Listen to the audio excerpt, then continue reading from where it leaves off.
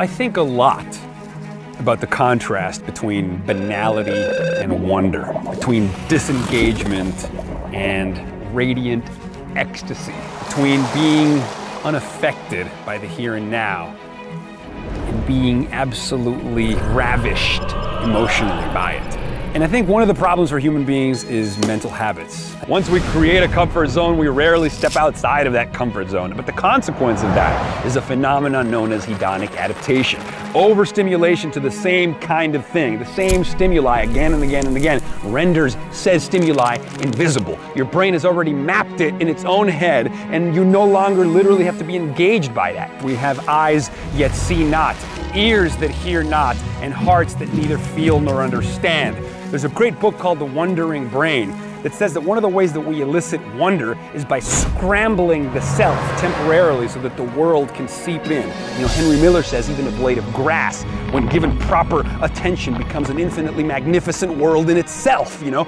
Darwin said attention, if sudden and close, graduates into surprise, and this into astonishment, and this into stupefied amazement. That's what rapture is. That's what illumination is. That's what that sort of infinite comprehending awe that human beings love so much. And so how do we do that? How do we mess with our perceptual apparatus in order to have the kind of emotional and aesthetic experience from life that we render most meaningful? Because we all know those moments are there. Those are the moments that would make final cut. Only in these moments we experience afresh the hardly bearable ecstasy of direct energy exploding on our nerve endings. This is the rhapsodic, ecstatic bursting forth of awe that expands our perceptual parameters beyond all previous limits, and we literally have to reconfigure our mental models of the world in order to assimilate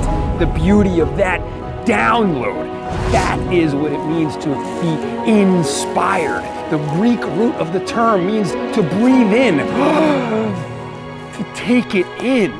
We fit the universe through our brains and it comes out in the form of nothing less than poetry.